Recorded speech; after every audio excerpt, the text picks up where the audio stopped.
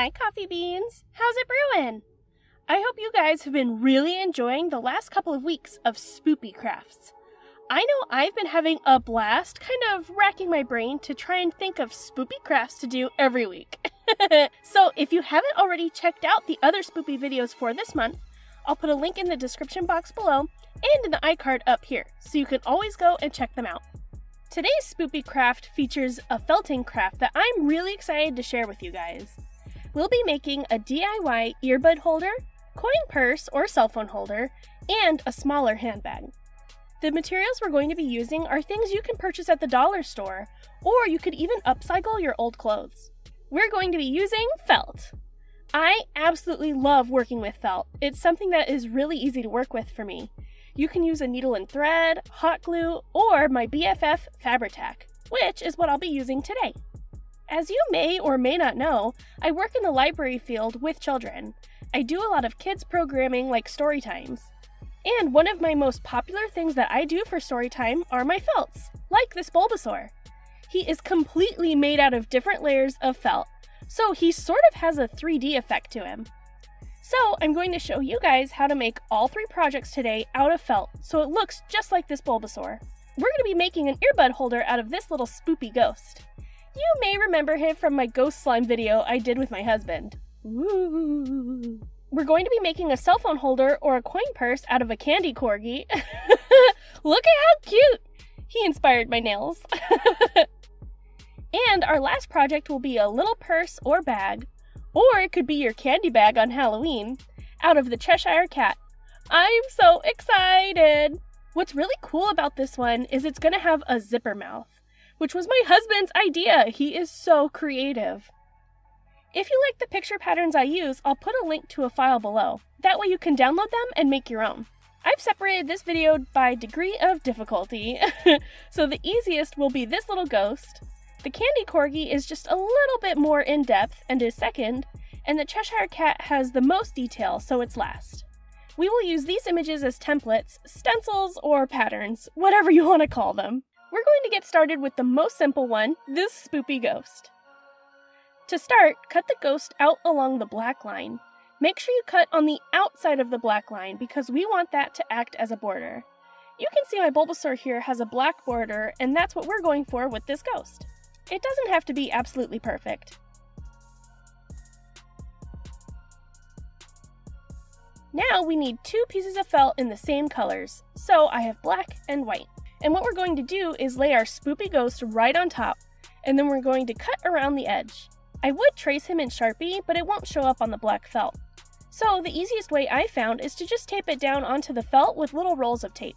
And now we're going to cut around the same black border. Now, I've always been a bit of a crafting hoarder, so even though this looks like garbage, save it, because we might need it later. The next step is to cut out all these little black parts and the thick black line around the edge, because all we need is this white part of the pattern for this white felt. You can use an X-Acto knife if you want, but I'll be using scissors.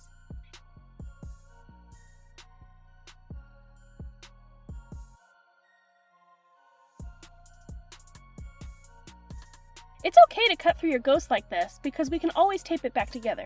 We're basically just making a stencil.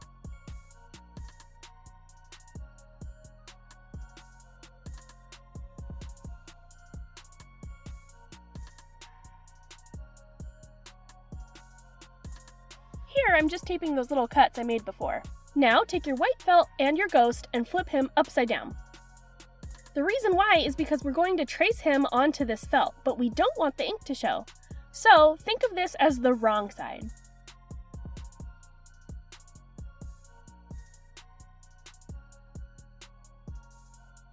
It should look like that. Now we just cut this guy out.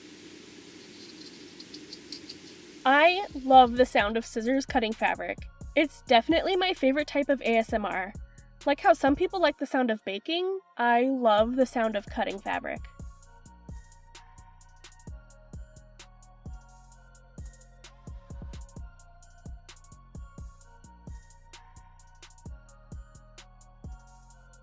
Remember, this is actually the wrong side, so we'll need to flip it over. This is the right side. The reason we did that is because if we leave any marks of ink when we traced, this is the side that'll show. not the traced side, so it's okay. So the part we're going to do next is the final step for making the felts, and that includes gluing the piece onto our base. I like to lay it down first to make sure it fits, and to make sure it looks good, and this looks really good. So now we're going to take our fabric tack. You could hand stitch it if you want with nice big stitches around, or you could use hot glue. I just like to use fabric tack. I have tried using both of these types of glue on felts, and in my experience, they just do not work. The felts usually start to peel apart, but with fabric tack, I have felts that I've used for almost 10 years for work with toddlers, and they're still going strong. So I recommend fabric tack for felts. So what I like to do is line up the top on the base and then work in layers with the glue. I'll fold it down a little bit, apply some glue, and then press it down. Then I move on to the bottom part of the ghost by folding it up a little, applying glue, and then pressing it down into place.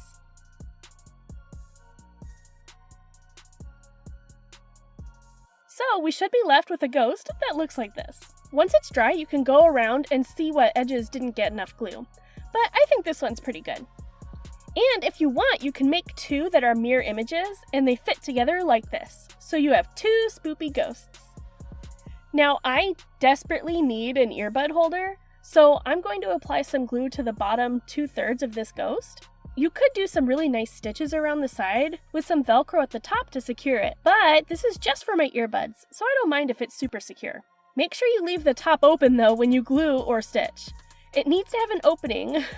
You wouldn't believe how many times I've actually made that mistake. And now I'm just carefully lining up my ghost and pushing down the edges.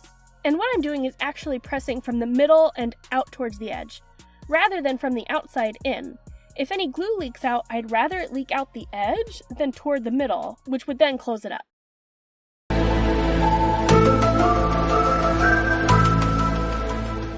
Congratulations! You finished your first felt! This is such an easy project for beginners, but looks like something you'd buy in the store. And it's the perfect size for my earbuds.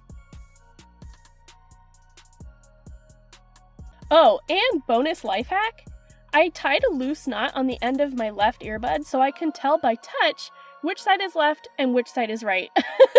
Especially when I'm putting them on at night and I can't see the letters. Okay, moving on to our next felt project. Our Candy Corgi phone holder. This is just as easy as the ghost, but has a bunch more steps, so I guess it could get a little complicated if you're new to felts. But no worries, I'll show you exactly what to do. I printed out 5 copies of this guy because we're going to be doing a lot of layers. The ghost only had 2 layers, but this guy we're going to have to do a bunch, just like this Bulbasaur. He's a bunch of layers glued on top of each other, which is what we're going to do with this Candy Corgi. Our first step is to make the base of the Corgi out of black felt. So we're going to cut around our Corgi shape. But just like the ghost, we're going to cut a nice wide border around the Corgi. So you should have something like this with a nice border. Now we're going to tape the Corgi to the felt so we can cut the felt out. Now cut around that border. So now we should have something like this, but it's a little jagged, so I'm going to clean up the edges a little. Then set him aside. Now our next step is to cut off the remaining white border so we have our Corgi shape. Now this is where we're going to kind of get 3-dimensional with our Corgi. He is a candy corn, and we know candy corns are all one smooth surface. But on a dog, dogs aren't 2-dimensional, they're 3-dimensional, so his nose wouldn't be flat with the rest of the candy corn, it'd be sticking out. So we're going to cut out the white and yellow from the orange, and then we'll move on to the 3-dimensional step. So it should look like this. Set aside the yellow and the white. We're going to work on his little face first. We got our orange felt. We're going to trace him out of the orange fabric, and just like we did with the ghost, we're going to flip it over. Then cut out the little shape you made. Remember, save your scraps. Look for your ink on the felt and make sure you flip it over so it's the back. Okay, now this is where it's going to get a little weird, so bear with me. So, we know a little muzzle like this sticks out. But this little stripe on a Corgi would be flat with the other colors from his face, right? It wouldn't stick out from the rest of his fur. So this little white stripe needs to be level with this orange, not on top of the orange. I know, crazy. So what we're going to do is cut out the entire piece of white. So we should have 3 pieces of a corgi face. Now take the wrong side of the corgi felt, the side with the ink on it, and we're going to trace out the white piece. And you can kind of line it up better, like a puzzle, if you line up the other pieces to see where the white goes. It doesn't need to be perfect. Then outline that and cut it out. It's easier to keep track of what you've cut if you put it together like this, and then I'm just going to slide it out of the way. Now I'm going to trace and cut out the entire muzzle and stripe out of white felt.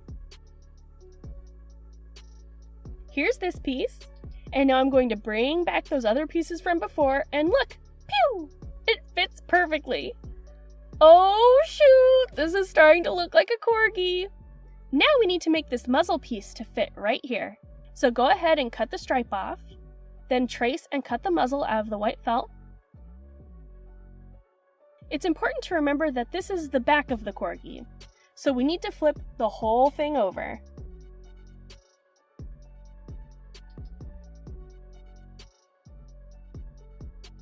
And look at how cute this looks on his face. It's really starting to come together. Now we just need to make this little nose. So we're going to push these guys back up here, take some of our scrap black fabric, cut out the nose from the template, then cut it out of the black felt.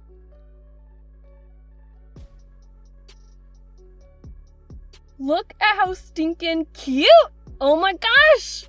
Okay, now we need to make the little eyes.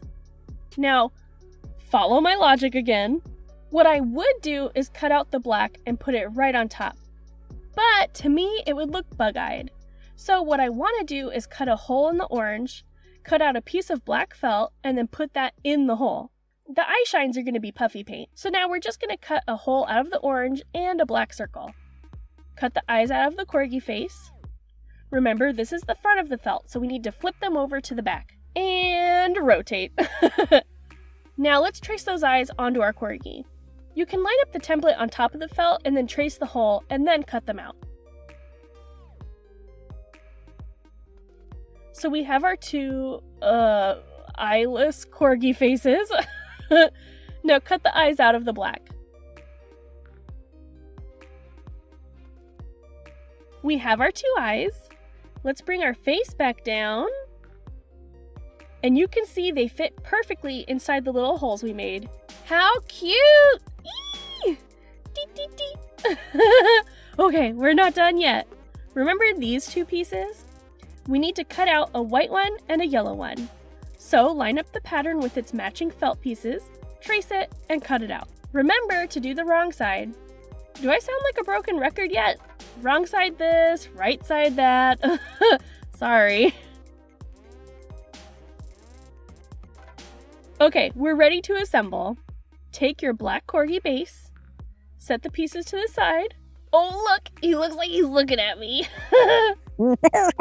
So set your orange and white pieces down on the black and make sure they line up right. That looks good. Oh my gosh, he looks so cute! I'm going to glue on the white part first, because where the orange lies is very dependent on the white. Now we can glue on the orange pieces. Now let's add our 2 little eyes. I know you may be wondering, but Bunny, the eyes are black, this is black, why are you adding eyes? But if you see, they're sunken in, and that's kind of weird. So I'd rather they be level. Just glue them in and sort of push them around so they fit inside the hole nice and flat. Now let's do the muzzle. And the nose. Now we can finish by adding the white and yellow.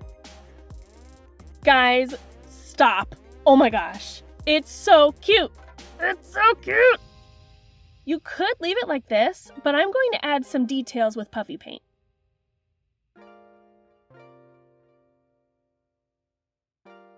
I did little heart-shaped shines because I thought it'd be extra spoopy. And now I'm just going to let this dry for a few hours. Puffy paint always takes forever to dry, especially here where it's humid, so I actually left this for a day. The great thing about these felts is you can turn them into anything you want. You can frame them, you could glue them to a decorative pillow, you could turn them into nameplates for your bedroom doors or holiday decorations, or you could even make them into patches for the back of your jackets or vests. I turned this Candy Corgi into a cell phone holder. I upcycled one of my daughter's old shirts into a little pouch with Velcro and attached it to the back of the Corgi. I did all of this with fabric glue, but you could always stitch it. Then I made little loops for a strap with scrap fabric and grommets and stitched those to the ears. And finished it by gluing a plain piece of felt to the back. And ta-da! Look at how cute! It holds my phone perfectly. I could also put my keys, phone, and cash into this for a cute little party clutch. Now we can move on to my favorite felt, the Cheshire Cat. This is my last felt today. It's definitely not a difficult felt to make, but it will involve a lot of layers and some optional hand stitching. This one is going to involve a zipper along the bottom, which I have never done on felt before, but I really love Loungefly bags, and I recently saw some Dia de los Muertos bags with zippers for the mouth. So I thought it'd look great here on a Cheshire Cat. Just like the Candy Corgi, this one is going to have a lot of layers. We have the eyes, the nose, the mouth, the ears, these little stripes, the background, and the cat head itself. Just like the Candy Corgi, I printed out a bunch of copies, just in case I need to use them. So, to get started, I'm going to cut around the black border, trace it onto some gray felt, and then cut it out.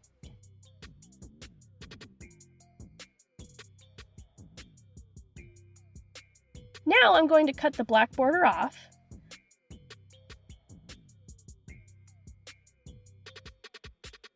Then cut it out of the black felt.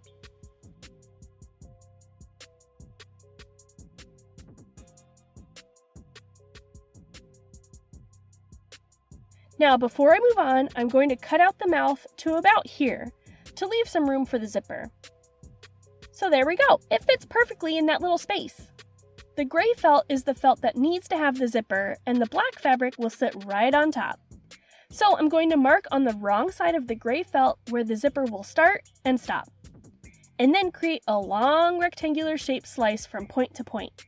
So it should look kind of like this. Then I hand stitched the zipper onto the slice. You could glue or hot glue this as well. The zipper is done, and honestly, this is a little terrifying. Our next step is to color the inside of the mouth. I would do black, but because the rest of the cat face is going to be black, I'm going to mix up a nice dark reddish color out of some fabric paint. So I cut out the entire mouth and traced it onto the gray fabric before painting it with the dark reddish color.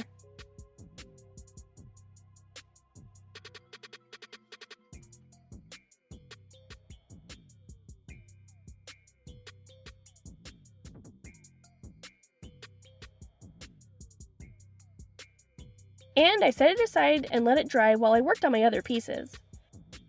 The next step is to cut out the rest of the pattern. I'm going to cut out the ears, the eyes, and the stripes. I'm going to leave the nose for now because it's going to be layered just like the Candy Corgi, so we'll leave the nose on the pattern. I used some white paint pens to trace the lines onto the black felt instead of taping the pattern down, and I really wish I had thought of this before. And then I cut those pieces out of the felt.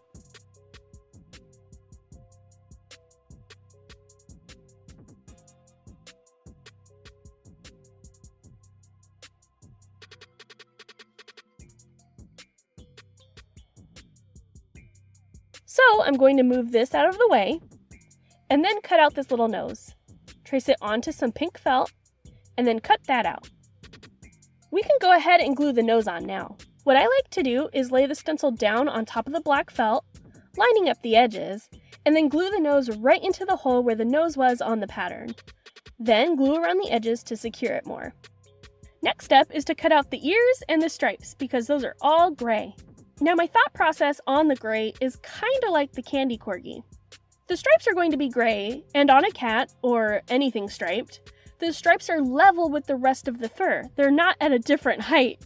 So if I were to lay the cat face down like this, the gray underneath would be lower than the fur, which doesn't make any sense. So even though the background is already gray, I'm going to put gray stripes there so that they're level with the rest of the face. It's kind of the same for the ears.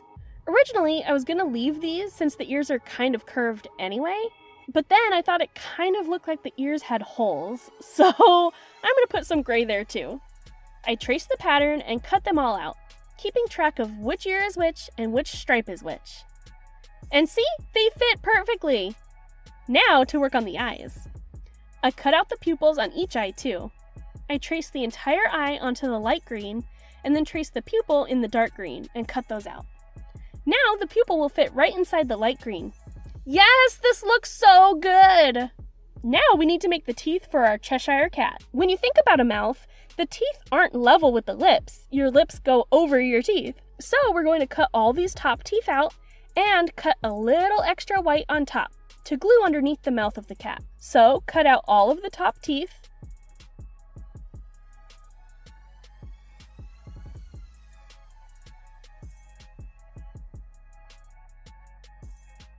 Trace them onto white and cut that out.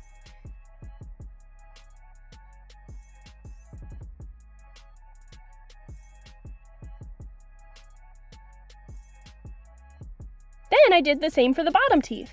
So to glue these teeth on, we're going to flip the entire face over, apply glue to the mouth, and then press the teeth on. And do the same for the bottom teeth. Look at how great this looks! And now that my mouth paint is dry, I can glue on the rest of the face. I lined up the red mouth with the mouth of the cat face, and then glued around the head in layers. I paid extra attention to the mouth to make sure it was sticking right by the zipper. Then I glued the eyes in, starting with the light green and then fitting the pupils inside. Then I added the inside of the ears and the stripes. And as a final detail, I added some puffy paint.